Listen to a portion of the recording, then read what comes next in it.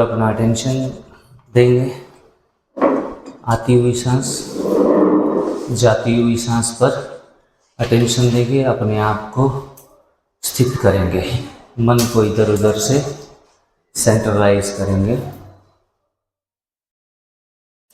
परमात्मा शक्तियों के अवतरण के लिए जो सर्वश्रेष्ठ मंत्र है वो मंत्र है ओम।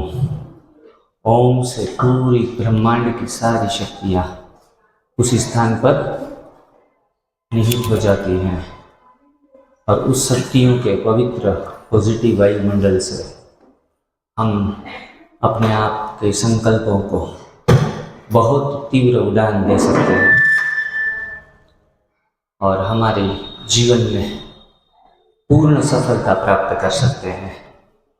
हमारी मानसिक शक्तियाँ जो संबंधों में हम खो चुके हैं, हमारी मानसिक एवं शारीरिक शक्तियाँ व्यसनों में खो चुके हैं, वो सारी शक्तियों को फिर से पुनः जागृत करने के लिए परमात्मा की मदद वही एक हमारा सहारा है। उस सहारे को बहुत प्यार से, प्रेम से, ओम मंत्र जाप से यहाँ इस जगह पर आह्वान करेंगे। सारे सिलीगुड़ी वासियों का भला हो, मंगल हो, ऐसी कामना के साथ ओम।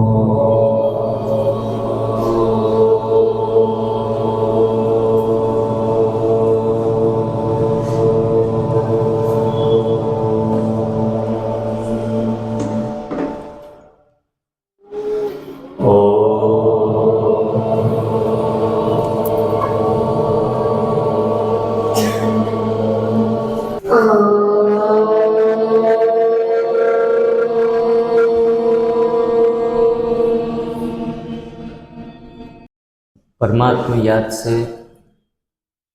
ध्यान धर्म से, पूजा पाठ से, दान आदि कर्मों से हमारा मन एवं बुद्धि एवं चित्त शुद्ध बनता है।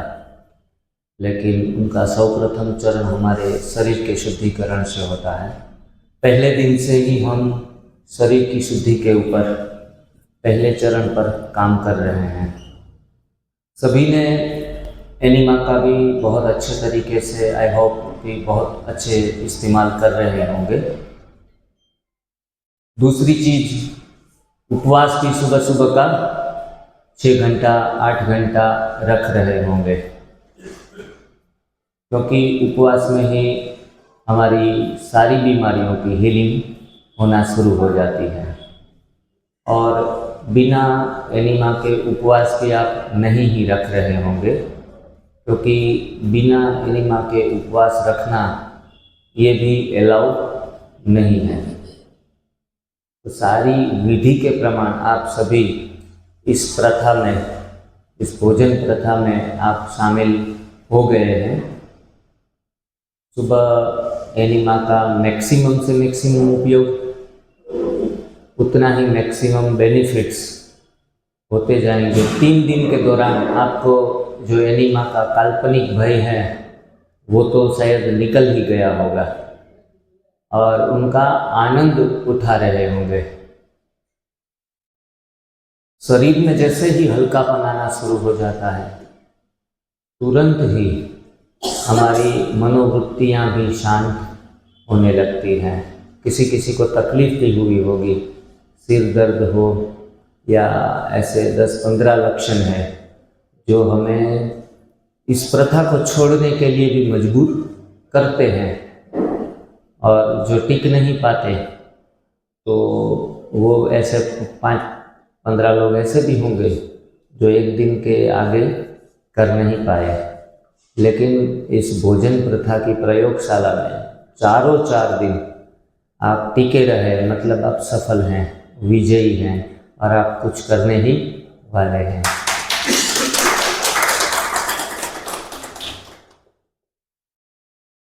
ज़्यादातर हमारे सभी शिविर में रेसिडेंशियल होती है, जहाँ एक बार आ गए फिर जा नहीं सकते। कहाँ गए? यहाँ पहला शिविर ऐसा हो रहा है जिनमें प्रयोगार्थी को दोपहर में भी जाने की छुट्टी देते हैं और रात को भी चले जाते हैं, दोनों टाइम। मतलब पुराने संस्कार हमारे ऊपर इतने हावी है कि इस प्रयोगशाला में जाने की छुट्टी देना माना गलतियां होने का मौका दे देना। लेकिन आप सबके ऊपर पूरा विश्वास करके हम दोपहर भी आपको जाने दे रहे हैं और रात को भी जाने दे रहे हैं। हमें भरोसा है कि आप हमसे पूरी ईमानदारी और वफादारी निभाते ही होंगे। 5% से गलती हो गई तो गलतियों का कोई खामियाजा या कोई गिल्टी भाव रखना जरूरी नहीं है। आगे से वो गलती नहीं करे, वो हमारी भलाई के लिए नहीं, आपकी भलाई के लिए ये अच्छा है। लेकिन मैं देख रहा हूँ कि 80% 90% लोग जो हैं पूरी वफादारी के साथ, समझदारी के साथ आगे बढ़ रहे हैं, बरोबर। और किसी ने 10% अच्छा अनुभव किया, किसी ने 20, किसी ने 50, किसी ने 100% तक भी अच्छा अनुभव कर लिया है।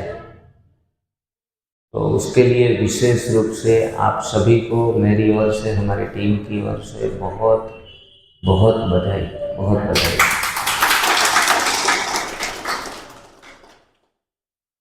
सिकंदर की तरह विश्व पर विजय प्राप्त करना तो बहुत आसान है।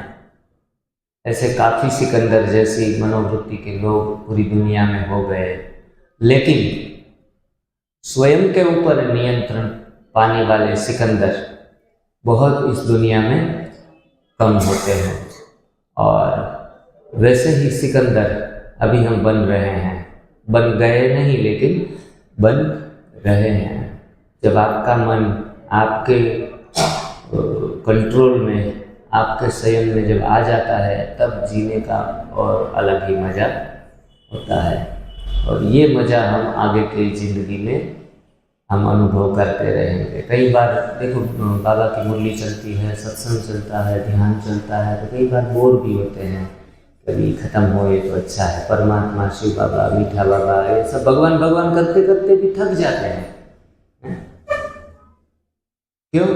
क्योंकि अंदर से जो इस चीज़ का रस नहीं आता ना, तो फिर इसमें हम हट जाते हैं, दूर हो जाते हैं। रस आता है तो जुड़ जाते हैं।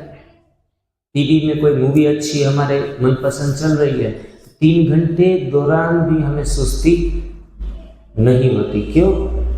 हमारा favourite hero, favourite heroine, favourite जो भी मंच के ऊपर कलाकार है, उस कलाकार को देखना हम पसंद करते हैं। उनकी अदाएँ भी हमें लुभाने वाली होती है, हमें पूरा मनोरंजन होता है और हम वही पात्र उसी समय दौरान बन जाते हैं। 3 घंटे के लिए जैसे हम ही फील करते हैं कि हम ही वह कलाकार जैसे हैं, हमारे ऊपर ही ये स्टोरी बनाई गई। हमारी भावना, हमारी संवेदनाओं का ही चित्रण इस मंच के ऊपर हो रहा है। ये जुड़ाव कब आएगा? ये जुड़ाव हमारे शरीर को एनिमा से शुद्ध कर लेंगे, ऊपर से ग्रीन जूस डालकर शुद्ध कर लेंगे। बहन जी कोई आई थी, वो बोला ग्रीन जूस क्यों पीते हैं? मैंने कहा एनिमा से तो सिर्फ और सिर्फ बड़ी आंत की सफाई होती है, लेकिन अंदर काफ़ी सारे ऑर्गन हैं जिनकी सफाई भी जरूरी है। सिर्फ हॉल की सफाई जरूरी नहीं है, बेडरूम की भी करनी पड़ेगी, किचन की भी करनी पड़ेगी, टेरेस की भी सफाई करनी पड़ेगी, तब पूरा घर साफ होगा। तो जब हम एनिमा लेते हैं तो नीचे की गंदगी सारी निकल जाती है 2-3 महीने में, लेकिन ऊपर से आपको आमाशय की, पेट की सफाई करनी पड़ेगी। और जो ग्रीन जूस है वो छोटी आंत की सफाई करता है। छोटी आंत की लंबाई है 25 फीट। कितनी? 25 फीट। हम कितने हैं? 5 फीट, 6 फीट। और अंदर जो सामान पड़ा है वो 25 फीट का। जो साइंस और उससे जुड़े हैं उन्हें पता ही होगा। लेकिन भगवान ने ऐसे सर्जरी करके अच्छे तरीके से डिजाइन किया हुआ है, पूरा सेट करके रखा है इतनी छोटी जगह में। और उनके ऊपर जो बड़ी आंख है उनकी लंबाई भी 60 फीट है। इसमें 4 छेंच आगे पीछे हो सकता है, नंबर पे नहीं जाना है, लेकिन अप्रोक्सीमेट। तो टोटल कितना लंबाई हो गया हमारी आंखों का? 32 फीट। 32 फीट में जब हम आटा खाते हैं, रोटी गेहूं की, मैदे की आइटम खाते हैं, ऐसे ऐसे करके आटा धीरे धीरे नीचे नीचे स्लिप होके कहीं ना कहीं फंस जाता है, कहीं ना कहीं, और वही हमारी बीमारी का कारण बनता है। तेल हम खाते हैं, तेल में भी कितनी चिकनाहट होती है, तो वो भी बीमारी का कारण बनती है। इतनी लंबी यात्रा वो कर नहीं सकते, उन दौरान कहीं ना कहीं किसी भी पॉइंट पे जाके रुक जाते हैं। तो बेहतर यही है कि न तेल खाया जाए न आटा खाया जाए। शरीर के ऊपर आज से अत्याचार करना बंद। दूध और दूध से बनी चीजें, उसमें भी आप देखेंगे, वो चाहे भैंस का दूध हो या गाय का दूध हो, जब उनको लंबे समय तक रखा जाए तो उसमें चिकनाहट आ जाती है। भाइयों को तो कम पता होगा, बहनों को ज़्यादा पता है। एक दिन के बजाय अगर दूसरे दिन उनको खुला रख दिया जाए, फ्रीज में न रखा जाए, तो उनकी हालत पीने लायक रहती है। इतनी बास आती है, इतनी बदबू आती है इनमें, फिर खाटापन आता है, चिकनापन आता है, और वो खाने लायक नहीं रहता। लेकिन हम मनुष्य बिगड़ी हुई चीज में से भी पनीर निकाल लेते हैं, स्वाद के शौकीन। जब एकदम दूध पूरा बिगड़ जाए, एकदम खाने लायक न बचे, तब जाके उनमें से पनीर बनता है, और वही पनीर की डिमांड हाई रहती है। और हम अपने आप को थोड़ा सा स्टेटस मान रहे हैं। कितना बुद्धि का अंधेरापन देखो छा गया है।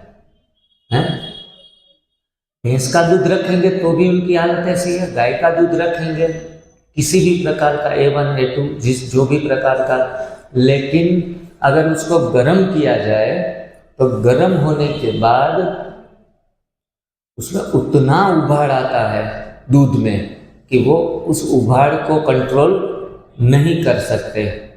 पानी गर्म कर दिया जाए तो उसमें बूंदें थोड़ी ऊपर रहती है, लेकिन बाहर निकलने में वो ज़्यादा जल्दबाजी नहीं करता।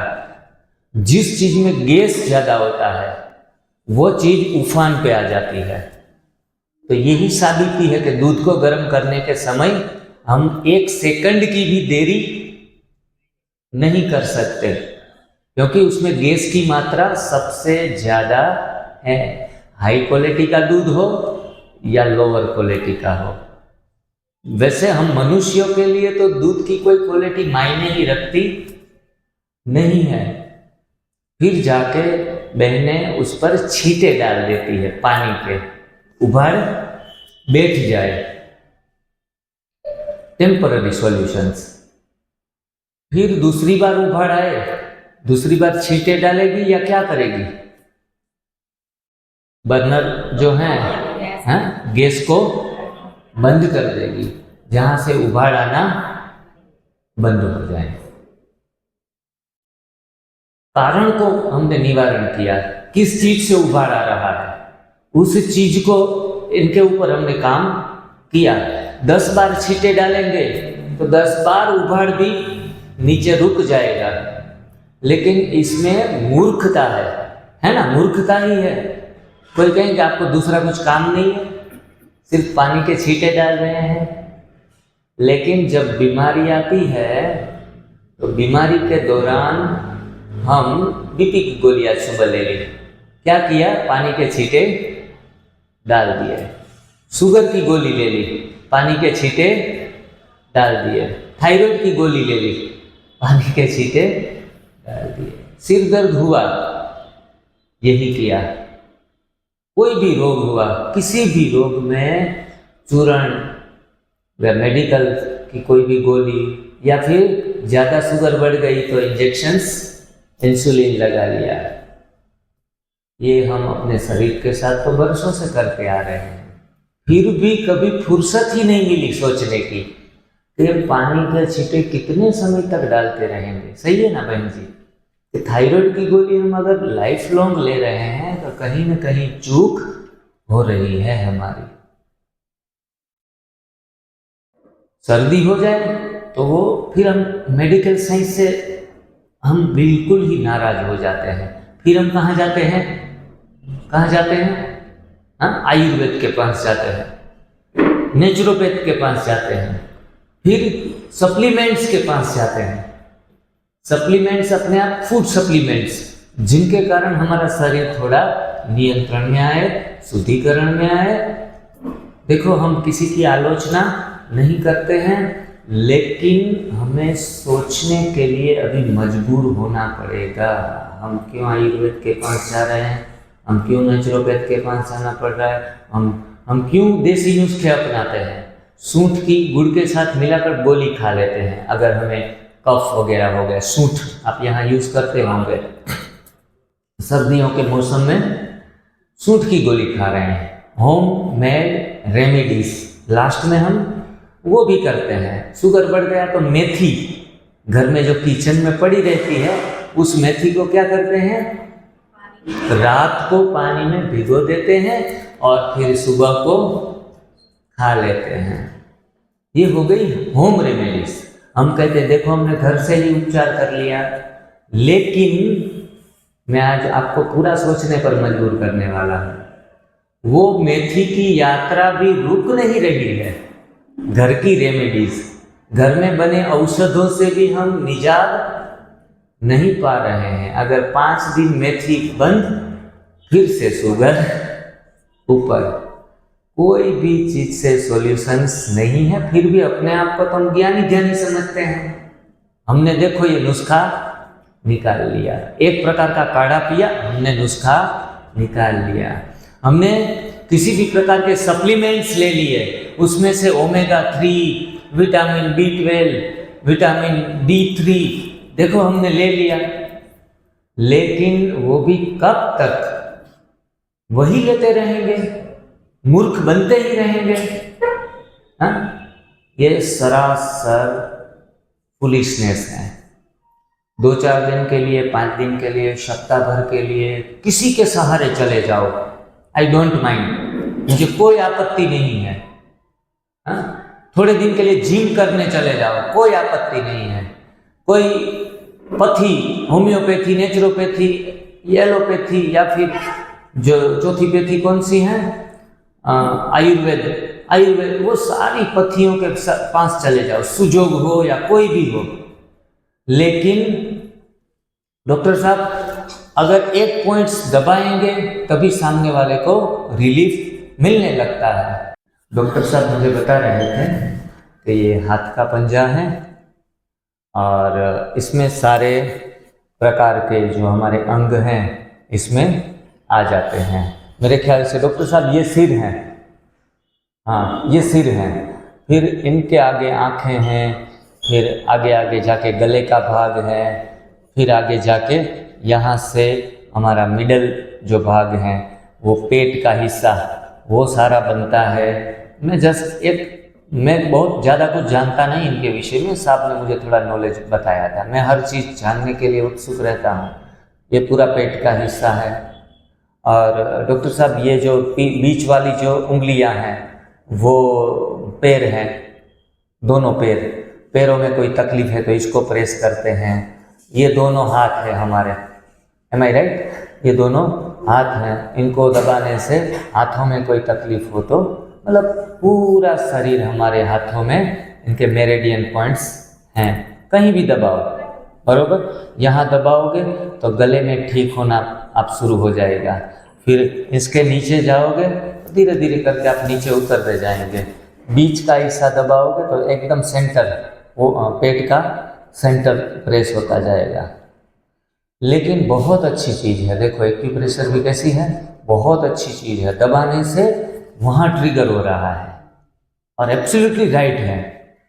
लेकिन मेरा आज कहने का भाव, यहाँ आने का तात्पर्य, पोरबंदर गुजरात से यहाँ तक आए हैं तो मैं कुछ अपना अनुभव आपके साथ दे के जाऊँगा कि यहाँ दबाने से पेट ठीक हो रहा है, तो हम ये नहीं सोच रहे हैं कि पेट खराब कहाँ से हो रहा है। समझ गए? वाई, अपने आप को कभी वाई नहीं पूछा, क्यों हो रहा है? उसके ऊपर तो काम करना हमें मंजूर नहीं। हमें तो पूड़ी खानी है, हमें तो मालपूड़े खाने हैं, हम उनसे बचेंगे नहीं। हम जिह्वा के स्वाद को छोड़ेंगे नहीं। और डॉक्टर साहब दबाते रहेंगे, डॉक्टर साहब देखो ना कमर दुख रही है, डॉक्टर आओ आओ आओ, अरे ये पॉइंट दबा देता हूँ। हाँ, अभी डॉक्टर साहब बोलेंगे कि बहन जी बार बार दबाना मत, अपने आप दबा लो या फिर सुधर जाओ, या फिर सुधर जाओ। कब तक आप गलतियां करती रहेंगी और आप अपना भुगतान देती रहेंगी? ये चीज सच है, वो चाहे एक्यूप्रेशर हो या एक्यूपंक्चर हो, सारी चीजें सच है। लेकिन मूर्ख मत बनो। इमरजेंसी में आपको नॉलेज है तो आप उनका इस्तेमाल कर सकते हैं। मेरा कंधा थोड़ा पेन हो रहा है, राइट कंधा, तो इसमें भी डॉक्टर साहब ने बताया था कि इनमें से ये जो कंधा है ये राइट वाला होता है, ये दोनों है तो ये राइट है और ये लेफ्ट है आई थिंक, तो इनको दबा दो तो इसमें फ़र्क दिखेगा। ये जानकारी के लिए, इमरजेंसी के लिए अच्छा है, लेकिन अब जागने की ज़रूरत है कि हमें कंधा दबाने की ज़रूरत ना पड़े, हमें पेट को पॉइंट को ढूंढने की ज़रूरत ना पड़े। ऐसी कुछ विद्या यहाँ हम सीख भी रहे हैं, सुन भी रहे हैं और अनुभव भी कर रहे हैं 4 दिन से। आप प्रयोगशाला के आज हिस्सेदार हो, प्रयोगार्थी हो। सिर्फ और सिर्फ यहाँ कोई रसपान कथापान नहीं चल रहा है, अच्छे अच्छे उपदेश, अच्छे अच्छे सिद्धांतों का श्रवण नहीं कर रहे हैं कि जिनसे हमारा जीवन सफल हो जाए, 7 पीढ़ी के पापों का नाश हो जाए। ऐसा कोई उपदेश नहीं सुन रहे हैं। आज वर्तमान इन प्रेजेंट हमें किस चीज़ की ज़रूरत है, किस विषय पर सोचने की ज़रूरत है, उस पर हम काम कर रहे हैं। और सारी चीज़ें हमने बता दी है कि ऐसी ऐसी गलतियां नहीं करनी है। दूध, मिल्क प्रोडक्ट छोड़ देनी है, डेयरी प्रोडक्ट छोड़ देनी है, शुगर छोड़ देनी है। त्याग से ही खुशी आती है। शुगर के साथ सी सॉल्ट छोड़ देना है, फिर गलत सोच को भी छोड़ देना है, मसालों के ज़्यादा प्रयोग छोड़ देने हैं, अनाज जितना उनकी मात्रा कम करते करते छोड़ देना है, फिर मूलभूत कारण ही समाप्त हो जाएगा। हल्के फुल्के फरिश्तों की तरह उड़ने लगेंगे और इसी यात्रा में दिक्कतें आएंगी, तकलीफें आएंगी, परेशानियां आएंगी, उसमें रुकना नहीं है। काफ़ी सारे लोग, एक माता जी ने मुझे कल कहा कि भाई जी बहुत मज़ा आ रहा है, लेकिन कल रात को क्रैम्प हो गया, पैरों में हाथों में थोड़े क्रैम्प आ रहे हैं।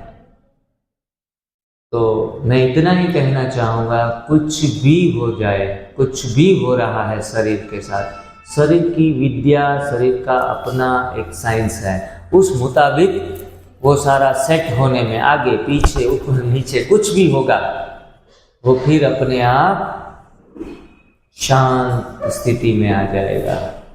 खिंचाव बढ़े कम हो। हमारी एक कजिन है, उनको रात में पैरों में इतना खिंचाव आता था, जब वो एनडीएस नहीं करती थी तब भी आता था, और तब वो रात भर उनको बैठना पड़ता था, इतने क्रैम्प पड़ जाते थे कि जो 2-4 घंटे के लिए भी नहीं जाते थे। एनडीएस करते करते धीरे धीरे समाप्त हो गए और आज बिल्कुल पर्वतों के ऊपर चढ़ती है वो अंबाजी में। किसी किसी को क्रैम्प बिल्कुल ही नहीं आते थे, एनडीएस नहीं करते थे तब, और एनडीएस करने के बाद थोड़े क्रैम्प आने लगे। मतलब शरीर में कहाँ गंदगी है, कहाँ तकलीफें हैं जो हाइड होके पड़ी थी, हैं? और एनडीएस का काम है रोगों को दबाना नहीं, रोगों को ऊपरी तल के ऊपर लाना और ऊपरी तल के ऊपर लाके बाहर निकाल देना। एनडीएस किसी भी बीमारी को, वो चाहे तन की हो, वो चाहे मन की हो, वो आप समझते होंगे ये शरीर की बीमारियां ही निकलेगी, लेकिन मन की बीमारियां भी निकलेगी। आपके कैसे? अरे हमने कितने सारे साइकोलॉजिकली पेशेंट, डिप्रेसिव पेशेंट को ठीक होते हुए देखा है, बिल्कुल स्वस्थ, एकदम मनसा एकदम पावरफुल हो जाती है। और लोग फिर सोसाइटी में वो लोग इतनी सम्मान पाते हैं कि बनना है तो उसके जैसा बनो। मानसिक रीति से वो बहुत मजबूत है। जिनकी सोसाइटी में गणना ऐसे पहले की जाती थी कि वो मानसिक रीति से थोड़ा कमजोर है, वही लोगों को दुनिया सलाम करती है। ऐसे एक दो नहीं, हजारों केस देखे हैं हमने। और उनसे बड़ी खुशी उस व्यक्ति के लिए कुछ भी हो नहीं सकती। यहाँ भी कोई ज़्यादा कंप्लेन कर रहे थे कि हम 4 दिन के बाद तो नहीं कर पाएंगे, 2-4 जन ऐसे भी थे। अकेले अकेले कर पाना आसान नहीं है। बहनें खास करके भाइयों के लिए रोटी सब्जी बनाती है तो खुशबू लेते लेते बनाना पड़ेगा, तो हमसे तो ये नहीं हो पाएगा। लेकिन जंगल में जाके सन्यासी बनना आसान है, समाज के अंदर रह के सन्यासी बनना मुश्किल है। तो मुश्किल काम ही करने वालों को उनकी ही जय जयकार होती है। हारने की आदत ही नहीं बनानी है। सुबह सुबह उठ के संकल्प लेना, मैं विजयी आत्मा हूँ, मैं सफलता मूर्त आत्मा हूँ, मेरी विजय हुई ही पड़ी है, मैं सफलता मूर्त हूँ। फेक इट है, फेक, लेकिन अनटिल यू मेक इट। जहाँ तक सच ना हो जाए तब तक करते रहो। एक दिन में यात्रा पूरी ना हो तो 15 दिन, 15 दिन ना हो तो 1 महीना, लेकिन ये यात्रा जारी हमें रखनी पड़ेगी, तब जाके हम सफल होंगे। किसी किसी को यूरिन गाढ़ा एकदम जो येलोनेस है यूरिन में वो और भी ज़्यादा बढ़ जाती है, तो कोई डर जाते हैं कि हमें कोई वो असर अलग से कुछ नहीं हो गई है ना। 10-12 लक्षण हैं। एक बहन जी आई, बोलने लगी कि मुझे यूरिन से बहुत खून भी निकल रहा है। देखो, आपने तो ऐसे उबाड़ झेले नहीं होंगे, लोगों को ऐसे उबाड़ भी आता है। तो एक दिन नहीं, पूरे 15-20 दिन उनको यूरिन से ब्लडिंग होता रहा। बोला मेरे को एनडीएस करना नहीं चाहिए। ऐसी परीक्षाएं किसी किसी को आती है, लेकिन उन्होंने एनडीएस नहीं छोड़ा। क्यों नहीं छोड़ा? क्योंकि पहले 5 दिन में उनका शुगर लेवल ठीक आ रहा था। पहले 5 दिन में उन्होंने 5 किलो वजन कम कर लिया था। जो 20 साल में नहीं मिला था वो 5 दिन में उनको मिला था। ये कोई शिविर की बात नहीं कर रहा हूँ, पर्सनली एक बहन मिलने आई थी। लेकिन गायनेकोलॉजिस्ट को बताया कि मेरे को ये खून बंद नहीं हो रहा है। मेरे को आकर बोलने में भी शर्माती थी कि मुझे ये जब यूरिन में जाती हूँ तो हर बार यूरिन तो एकदम गाढ़ा और एक अलग सा कलर आ रहा है, लेकिन साथ में ब्लडिंग हो रहा है। वो बहन देखो शर्माना नहीं है, डॉक्टर के आगे अभी शर्माएंगे ना तो आप थोड़े मानसिक रीति से उलझ जाएंगे। जो भी है खुला रहना है, सब कुछ जो भी होता है स्पष्ट बताने की आदत डालनी है। बाद में मुझे हिस्ट्री मैंने उनकी पूछी, पूरा जीवन भर एक बार नहीं 3 बार नॉनवेज खाया था। कितनी बार? 3 बार उन्होंने नॉनवेज, जो हमारे लिए बना ही नहीं है, मांसाहार, लेकिन झूठे स्वाद के लिए वो खा रही थी। देखो नॉनवेज को छोड़ा जाए तो इतनी बदबू आती है, बात मत पूछो, आप उधर खड़े भी नहीं रह पाएंगे। जी नहीं, पूर्व जीवन में इतनी खाई थी कि वो जब गंद ही डाला था पूरा शरीर को, एकदम कब्रिस्तान बना दिया था। अभी वो कब्रिस्तान के मुर्दे सारे निकल रहे थे, उनका खून सारा बह रहा था। तो फिर मैंने तो उनको कहा जो होता है होने दो, don't do anything, let it happen, what ever happen. जो भी होता है, सिर अगर फटा जा रहा है, दुख रहा है, 1 मिनट के लिए भी बैठा नहीं जा रहा है, तो मैं तो कहता हूँ कि घर में ऐसी स्थिति हो तो चारों दीवारों के तरफ ध्यान देना है, इधर, सामने, साइड में, पीछे, जहाँ भी मजबूत दीवार दिखे उस पर जोर से माथा को हिट करना है। मतलब मेरा कहने का भाव है, मानसिक रीति से कोई कंप्लेंट्स नहीं होनी चाहिए। लेट इट हैपन, व्हाटएवर जो होता है होने दो। इमरजेंसी बहुत असह्य हो और कोई गोली खा ली या फिर हमारा वो टी जैसा कुछ बना के पी लिया, अलग बात है, लेकिन एक उपाय है, कोई भी ज़्यादा पेन उठे, ज़्यादा सिर दर्द हो उठे, एसिडिटी बढ़ जाए, कुछ न खाते खाते भी एसिडिटी का अनुभव आपको हो सकता है, हैं? पहले तेल वाला खाते तो होता था, लेकिन थोड़ा सा सलाद खा लिया, थोड़ी सी जूस पी लिया, फिर भी एसिडिटी उठेगी। किसी किसी को ऐसे भी अनुभव है, लेकिन पुराने पाप कर्मों का बोझा सारा शरीर के अंदर है, तो वो अपने लक्षण कहीं भी दिखा सकता है, तो उनको नज़रअंदाज करना है। क्या करना है? नज़रअंदाज करना है। आपको भटकाने के लिए हजारों विकल्प आएंगे, आपको इस प्रथा से भटकाने के लिए हजारों विकल्प आएंगे, लेकिन स्थिर होने के लिए एक ही संकल्प काफी है। वो शारीरिक व्याधि के रूप में, मानसिक व्याधि के रूप में, कौटुंबिक समस्याओं के रूप में, काफी सारी चीजों से बाधाएं आने की संभावना है। पहले तो पति है तो पत्नी रोकेगी, पत्नी है तो पति को रोकेगी, पति पत्नी को रोकेगा। ऐसा भी होता है, अरे भाग्यवान बहुत हो चुका, अब खा ले, निवाला भी खिलाएगा अच्छी अच्छी चीजों का। सबसे बड़े दुश्मन हमारे घर में ही खड़े हैं, हाँ? हमें आगे बढ़ने के लिए भावना तक रीति सब जुड़ जाएंगे, भावना से थोड़ा ऊपर उठना होगा, यहाँ से विवेक से काम करना पड़ेगा। हम उनका अपमान भी नहीं कर सकते, लेकिन हाथ में स्वीकार करके उनकी भावनाओं का आदर कर लेना है। देखो मैंने स्वीकार कर ली है, हाँ? इसमें से थोड़ा सा ऐसे भी कर सकते हैं, मतलब उनके दिल को भी सम्मान दे दिया, वो समझदार है तो कहेंगे नहीं नहीं चखना भी नहीं है, या फिर ऐसे प्रसाद समझकर सिर पे भी चढ़ा लिया। लेकिन ऐसे गुस्से में कहेंगे तुम्हें पता नहीं है, ऐसे खाना मना है, हाँ? तो ऐसे गुस्से से बात नहीं करनी है। पति पत्नी, पत्नी पति को रुकावट डालेगी। दूसरा, प से पूरी लाइन है।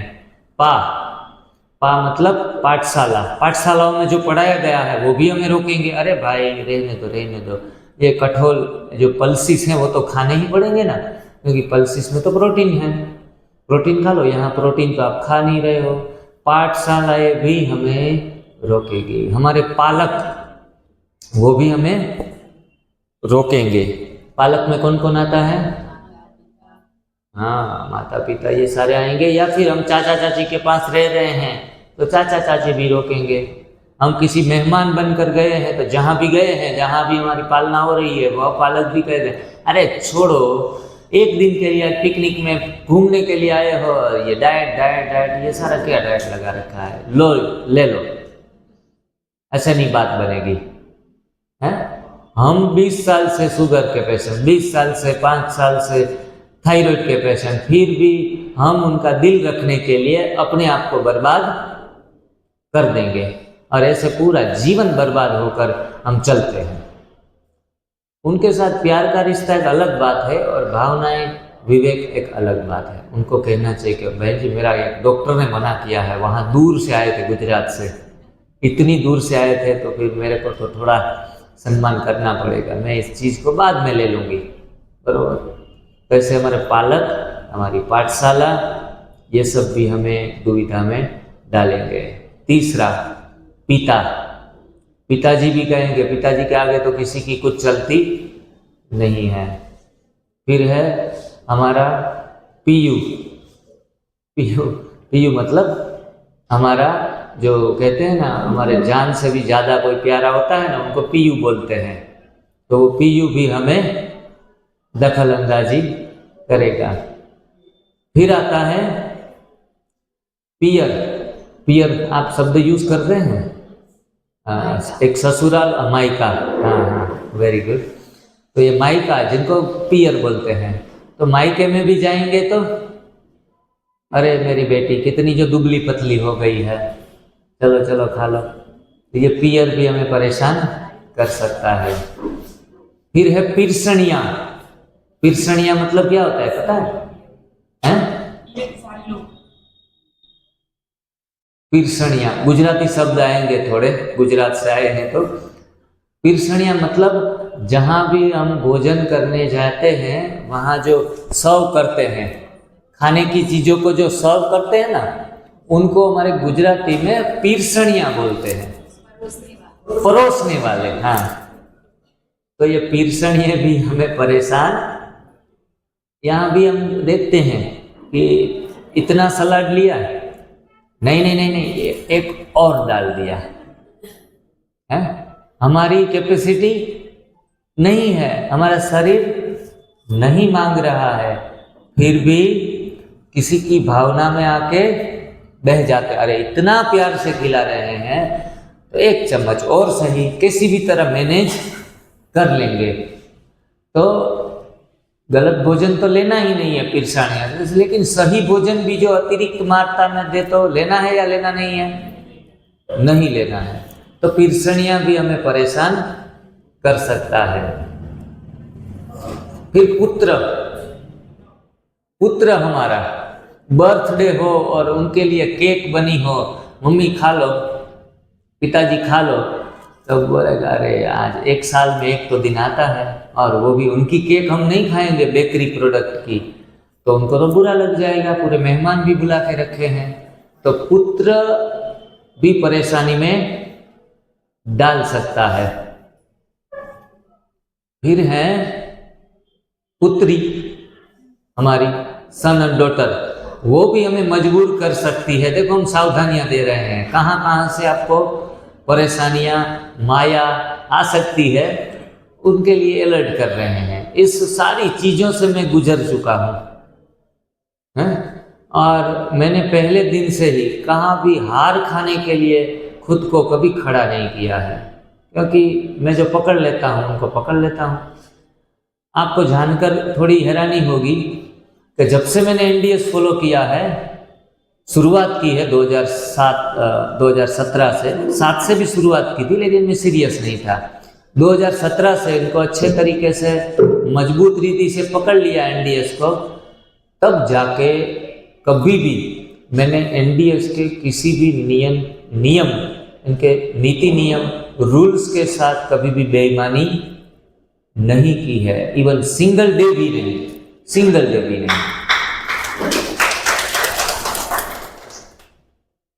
ये अपने आप खुद के ऊपर डिपेंड करता है।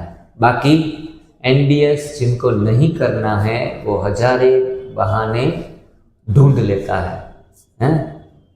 एक सुंदर कहावत भी है कि एनडीएस जिसको करने का जज्बा होता है वो जरिया ढूंढ लेते हैं। वो क्या ढूंढ लेते हैं?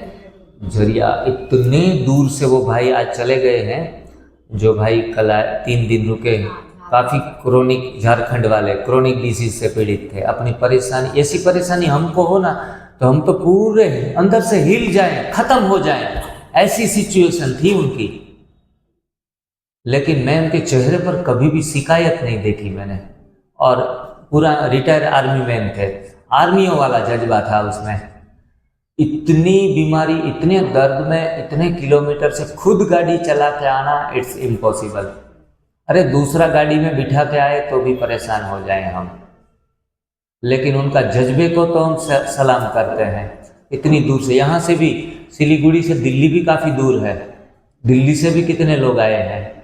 इतने दूर दूर से आने वाले लोगों को मैं रियली सैल्यूट करता हूँ कि इतनी दूर से आकर ये ज्ञान का जो उनके अंदर ईगरनेस है कि कुछ नया जाने, कुछ नया परिवर्तन हमारे जीवन में होगा, वो इनको पूरा विश्वास है। तो उसके लिए भी बहुत बहुत हम उनका आदर करते हैं, सम्मान करते हैं, सत्कार करते हैं। वो लोग तो सफल होंगे ही होंगे। और सिलीगुड़ी वासी, उनका तो भाग्य ही कुछ अलग है कि जो मंजिल खुद ही चलकर उनके पास आ गई है।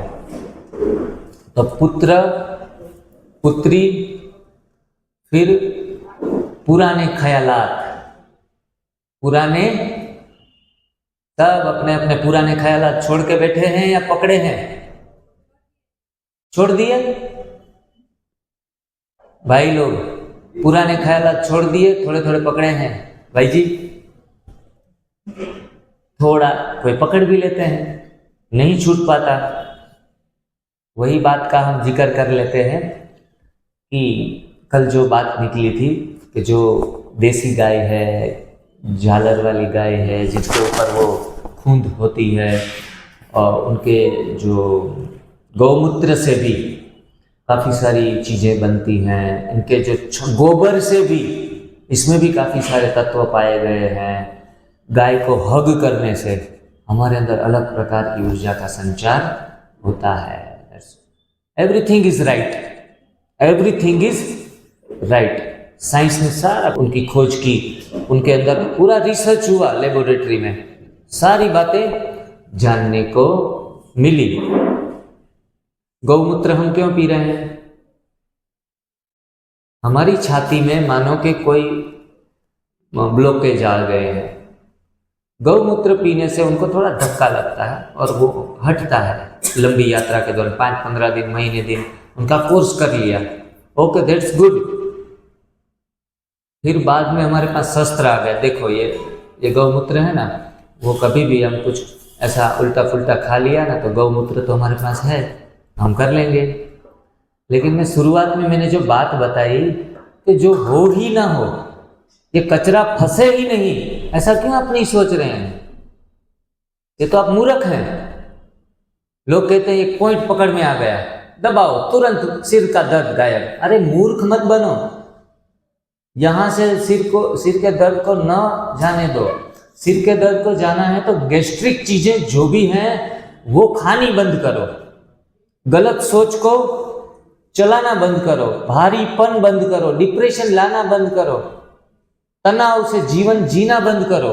तनाव भी बढ़ता है, खुराक जब अच्छी हो और तनाव में रहने की आदत है तो भी सिर दर्द होता है। जीवन शैली को परिवर्तन करो आप, और आप करते जा रहे हैं ऊपर ऊपर से। वो सारे स्वमूत्र प्रयोग चिकित्सा कर रहे हैं, खुद का ही यूरिन पी रहे हैं लोग, इनसे भी कुछ अच्छा हो जाए। गौमूत्र प्राणियों का जो शरीर में वेस्ट बनता है उनको हम पी रहे हैं, कैसी मूर्खता कर रहे हैं। निकालने के लिए भगवान ने बनाया है और इनका हम प्रयोग करते जा रहे हैं। ये मैं तो मानता हूं मूर्खता है। दूसरी चीज, आज थोड़े दूध के विषय में मैं आता हूं। दूसरी चीज है कि जो चीज जिस वस्तु के लिए बनाई गई है वो उनके लिए है, नहीं कि हमारे लिए। बछड़े के लिए गाय का दूध अमृत तुल्य है, वही दूध को हम इस्तेमाल कर रहे हैं तो कहीं ना कहीं गलती, कहीं ना कहीं चूक हो रही है। हमारा उनके पर क्या अधिकार है? गाय हमारी माता है, हाँ? माता को सम्मान दिया जाता है या खींच लिया जाता है उनके पास जो भी है वो, हाँ? उनको तो हम देते हैं, उल्टा जिसके ऊपर हमारा प्यार होता है वो प्यार हम उनको लौटाते हैं, उनकी सार संभाल करके, देख रेख करके, वो बीमार ना हो जाए उनके प्रति। लेकिन हम कर क्या रहे हैं? उल्टा उनसे छीन रहे हैं। दे किसको रहे हैं? वो मच्छर हमें काट के चला जाता है, खून पी जाता है, तो हम उनको खून देते हैं, अपना खून मच्छर को दे रहे हैं। दे रहे हैं माना उनसे प्यार कर रहे हैं? लेना थोड़ी प्यार है, देना प्यार है। तो मच्छर को पूजना चाहिए। लेकिन गाय हमारी माता है, ऐसे करके बछड़े को हटा लेते हैं और वही दूध हम अपनी बोखड़ियों में भर भर के बाजार में बेच के अपनी जेब भर रहे हैं। आज पूरा पशुपालन पूरा व्यवसाय हो गया है। देखो, दूध बेच बेच के इतने पैसे बना रहे हैं लोग और गाय की पूजा कर रहे हैं। देखो, जो माता इनको बार बार प्रेग्नेंट कर रहे हैं गाय को, वो साल भर में मानो कि एक बार हो रही है, उसके बदले हम उनको 5 बार मजबूर कर रहे हैं। क्यों? हम पैसे वाले बने, हम दूध पिए, हमारे बच्चे दूध पिए, फिर भी हम बाज नहीं आ रहे हैं। हमारे बच्चे को तो दूध पिलाना ही है।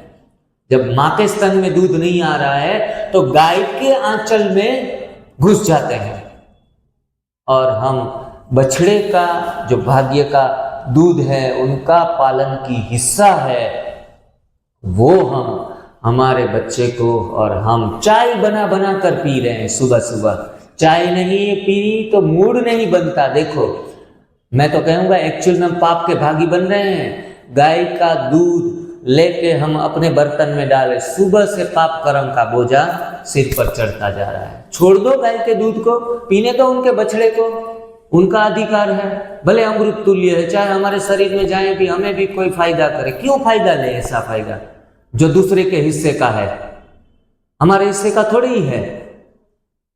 और दूसरी बात मैं ये बताना चाहूंगा कि उनका जो कंस्ट्रक्शन है गाय के दूध का, वो चाहे A1 गाय का हो या A2 गाय का हो, उनका कंस्ट्रक्शन है वो उनके बछड़े का डेवलपमेंट करने के लिए, उसमें वो तत्व सत्व होते हैं उनके अंदर। मानो गाय का बछड़ा जुआ कितने साल में बन जाता है? कितना? 2 साल में, या फिर ज्यादा से ज्यादा ले लो तो 4 साल में। 4 साल के बाद वही बछड़ा नया बच्चा पैदा कर सकता है? कर सकता है ना? बिल्कुल।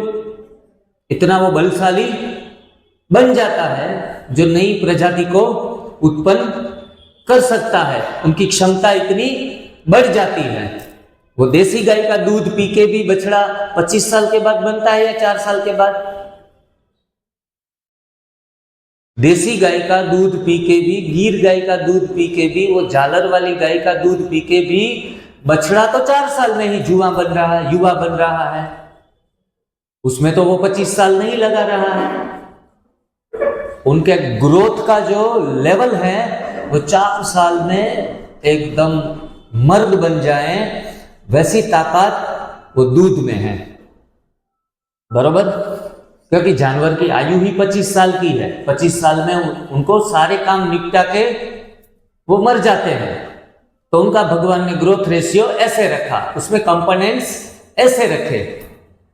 वही दूध जो A1 गाय का है, वही दूध हम अपने बच्चे को दे रहे हैं। आजकल के बच्चों में 4 साल 5 साल होते होते ऐसे दिमाग में विचार, सेक्सुअल कंटेंट्स इतने घुस जाते हैं, जो युवा आयु में भी इतना माइंड दूषित और मनोविकारों से भरा नहीं होता है। हम स्कूलों में काफ़ी मैंने पढ़ाया है, 5वीं साल के बच्चे मोबाइल लेके आते हैं और गंदे गंदे कंटेंट्स देखते हैं। तब मैं सोच रहा हूँ कि इनके माता पिता के संस्कार ऐसे होंगे। लेकिन ये सारा प्रभाव मैं अपने हिसाब से, मेरी अपनी खुद की राय है, आपकी अलग भी हो सकती है, लेकिन वो जो हम उनको पालन दे रहे हैं वो 4 साल वाला दे रहे हैं। जो 4 साल में 5 साल में उनके अंदर वो जागृत हो रहे हैं संस्कार, जो होने चाहिए 25 साल के बाद। तो वही दूध हमारी संस्कृति के लिए, हमारी सभ्यता के लिए कैसा बना है? दुश्मन बना। लव लेटर लिखते हैं 5 साल के बच्चे, स्कूलों में छिपाते हैं। वो सारी स्थितियां मैंने 12 साल में देखी हैं, लेकिन तब मेरे को पता नहीं था कि वाई क्यों हो रहा है ऐसा। क्योंकि हम पालन पोषण उनको गाय के दूध से, भैंस के दूध से, बकरी के दूध से और गधी के दूध भी पिलाते हैं लोग। बोलो, कहीं अहमदाबाद में ऐसा पड़ा था कि गधी का दूध काफ़ी इसमें हार्मोन्स होते हैं अच्छे वाले, तो लोग गधी का भी दूध पिला रहे हैं। कितनी मूर्खता है। 5,000 रुपए प्रति लीटर। देखो, हाँ, ऊंट का भी दूध पिलाते हैं, कहाँ कहाँ से, और वो भी दूध, कोई कहता है भाई जी दूध अच्छा है, लेकिन आजकल देखो कि केमिकल्स आ गए हैं। केमिकल्स में दीपक भाई कौन कौन सी चीजें मिलाई जाती है दूध बनाने में, पता है आपको? उसमें यूरिया मिलाया जाता है, हाँ, पसी वो सोडा जिनसे सोप बनते हैं, वैसी चीजें भी मिलाई जाती हैं। वाइट कलर्स भी मिलाए जाते हैं एक्स्ट्रा वाइटनिंग लाने के लिए। काफी सारी केमिकल चीजों का घोल बना के जूठा दूध तैयार कर देते हैं, वो भी आजकल मिल रहा है। लेकिन हम सयाने, हम चतुर, हम ये कहते हैं, अपने आप को बचा लेते हैं कि भाई जी वो दूध बहुत खराब है, ये जो पशुओं से डायरेक्ट आता है ना वो तो अच्छा है। लेकिन आज मैं वो भी मान्यता आपकी खलास करूंगा कि मैं तो चाहता हूं कि वो दूध पीना अच्छा हो जो केमिकल वाला हो, क्योंकि सबसे ज्यादा नुकसान जो डायरेक्ट गाय से, भैंस से जो आ रहा है, बकरी से या ऊंट से, वो हमें ज्यादा बीमार करा। मानसिक विकृतियां इसमें आ जाती है। देखो केमिकल वाले में मानसिक विकृतियां तो नहीं है, 4 साल में जवान नहीं हो जाएंगे, लेकिन वो प्राणी से आ रहा दूध हमें, हमारी पूरी संस्कृति को पतित कर रहा है। हमारे अंदर काम, क्रोध, वो अंदर बहुत शुरुआत से आ जाते हैं। हम कहते हैं हमारा बच्चा मानता नहीं हमारा। अरे पशु का दूध पिला के कैसे मानेगा भाई? पशु की तरह ही वो व्यवहार करेगा, जैसा खाएंगे अन्न वैसा बनेगा मन। पशु का आहार ले रहे हैं तो भुगतो, बच्चों को ऐसे शरारती बनने दो, ऐसे पशु जैसा व्यवहार करने दो। आज सारे देश में जहां देखो छोटी छोटी बच्चियां 4-5 साल की भी सलामत नहीं है, उनके ऊपर रेप किए जाते हैं। ऐसे भेड़िए समाज में घूम रहे हैं, वो भेड़िए उनको नोच खाते हैं। क्यों? क्योंकि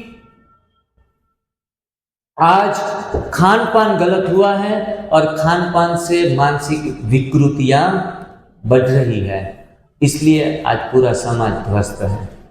लेकिन हम बाहर की तलों से प्रवचन करना चाहेंगे, मोमबत्तियों से हम खड़े हो जाएंगे कि ये गलत हुआ, ये गलत हुआ, लेकिन बाहरी तरीकों से ये काम होगा नहीं।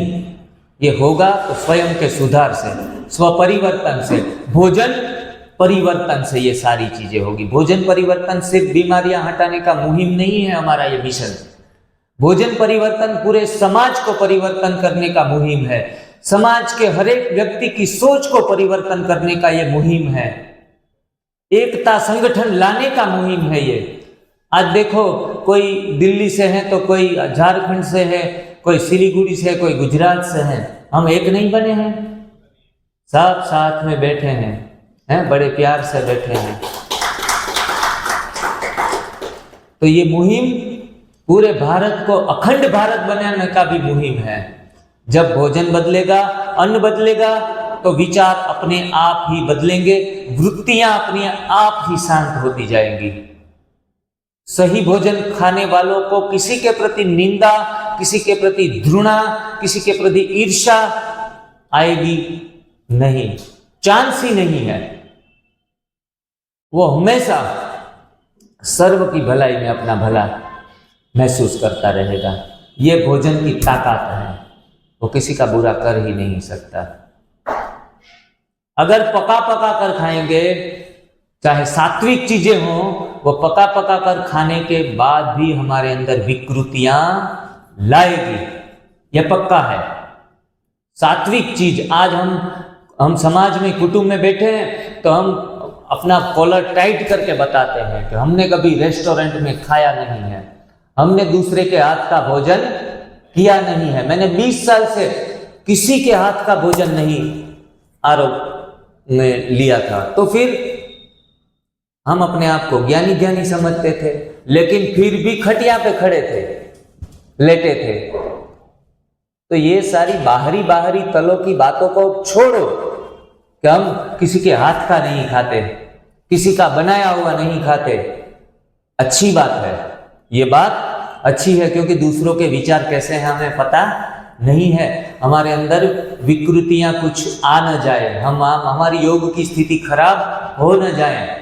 लेकिन उनसे भी ज्यादा महत्वपूर्ण है जो गोड मेड भोजन अगर नहीं खाएंगे, पकाया हुआ भोजन एसिडिक है, और एसिडिक भोजन से हमेशा गुस्सा आएगा आएगा और आएगा।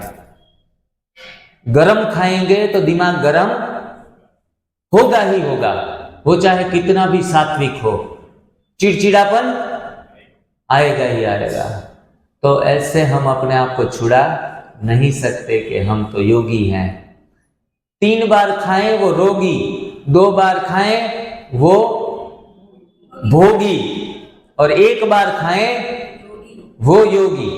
और वो भी मैं तो एक्स्ट्रा और भी जोड़ना चाहता हूं, 1 बार जो नेचुरल खाए वो योगी। नेचुरल 1 बार खाएं, लेकिन 3 बार की कसर पूरी कर लें एक ही बार में, तो भी लोग बीमार पड़ रहे हैं, हार्ट अटैक आ रहे हैं। उस श्रेणी में हम कहां तक पहुंचे हैं, ये हमें सोचने की आवश्यकता है। अगर आप साधना के मार्ग के ऊपर है, आज थोड़ा मैं हार्ड थोड़ा जाऊंगा क्योंकि आखिरी दिन है, और थोड़ा सा भी वो नरम मांस मैं प्रस्तुत नहीं करूंगा। अगर आप योगी जीवन जीना चाहते हैं तो आप अपने आप को किसी भी तरह बचा नहीं सकते।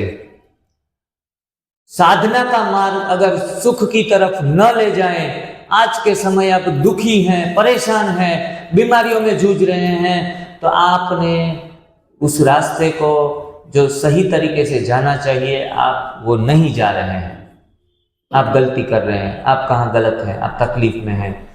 और वरना सर्व सुखों को प्राप्त कराने वाली साधना जो है, किसी भी प्रकार की साधना, सर्व सुख प्राप्त होने चाहिए। वही पैरामीटर्स हैं हमारे, हम सुखी हैं, सुखी नहीं संपूर्ण सुखी हैं, तो समझो कि आप जो भी मार्ग के ऊपर चल रहे हैं वो बिल्कुल कैसा है, आपके लिए सही है। अगर दुख है, अशांति है, पीड़ा है, बीमारियां हैं, तो आपने जो मार्ग चुना है उसी मार्ग में कुछ बाधाएं हैं, कुछ आपकी समझ की कमी है, वरना दुख की निवृत्ति ये साधना का परिणाम है। दुखों से निवृत्त होना मतलब साधना में सफलता प्राप्त करना। स्वयं की चेकिंग करना है, थोड़ा सा भी आगे पर्दा नहीं रखना है, अपने आप से आगे बढ़ना है तो पर्दे हटाओ, और सारे दुखों से निवृत्त होने के लिए, सुख प्राप्त करने के लिए हमें जो भी करना पड़े हम करने के लिए तैयार हैं। रोग शोक भय और वियोग कहते हैं, दुख आ जाए तो हम अपने आप को छुड़ा लेते, पूरा कोई अकाउंट्स होगा हमारा, पुराने जन्म का होगा, ऐसे करके हम प्रयास करना छोड़ देते हैं। कर ही पाप पावे दुख, दुख तभी प्राप्त होता है जब पाप का खाता बढ़ जाता है। घुटनों में दर्द है, छाती में दर्द है, पेट में दर्द है, कर ही पाप पावे दुख। आज नहीं तो 5 दिन पहले पाप किया है, पापों की सजा भोगो। भोग से, इसी भोग से निवृत्त नहीं होने वाले, और आगे भी भगवान को याद करते करते गलत भोजन खाते रहेंगे, बात बनने वाली नहीं है। कितने भी संकल्प अच्छे अच्छे ले लो, कहते हैं कि अच्छे संकल्पों से अच्छी सृष्टि का निर्माण होता है, लेकिन उसके पहले आगे सोचना पड़ेगा। अच्छे संकल्प लेते लेते गलत भोजन लेते रहेंगे, 100 साल तक कुछ नहीं होगा, 100 साल तक कुछ नहीं होगा। अगर संयमित हैं तो संकल्पों से आपको कुछ ना कुछ 5% 50% सफलता जिनको मिली है, उनको उनका जीवन थोड़ा संयमित हुआ है तो उनको मिली है।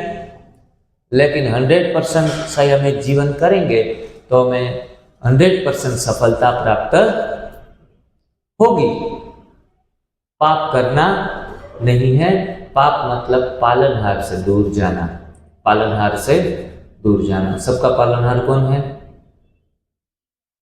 शिव बाबा, परमात्मा, वैश्विक शक्ति, जिनको जो भी कहेंगे, तो उस पालनहार के और प्रकृति के नजदीक रहना है।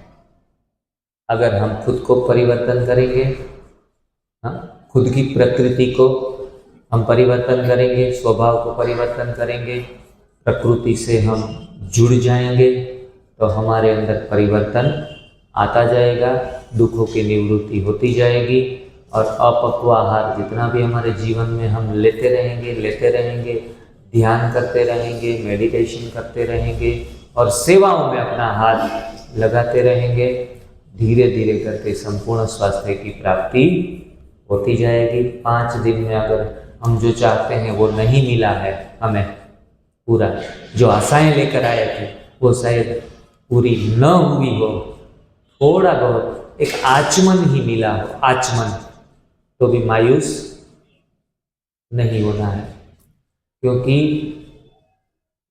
पथिक पथ पर है, अभी पथिक पथ पर है, यात्रा जारी है, हमें चलते रहना है, मंजिल आएगी। मंजिल का मजा लेने की उम्मीद नहीं रखना है, यात्रा का मजा लेना है। करेंगे सब? Very good. मेरे लिए नहीं, अपने आप के लिए ताली बजा दो।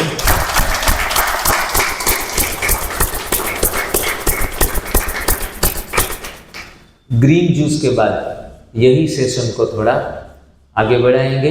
ये सेशन था हमारे गलत विचार, गलत मान्यताएं, उनको तोड़ने का। आज आपके मन में सारी जो भी दुविधाएं हैं उनको मैं तोड़ने का प्रयास करूंगा।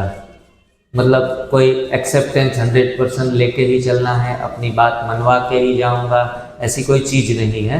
लेकिन जितना भी आपको समझ में आए, आगे का सब्जेक्ट ग्रीन जूस के बाद शुरू करेंगे।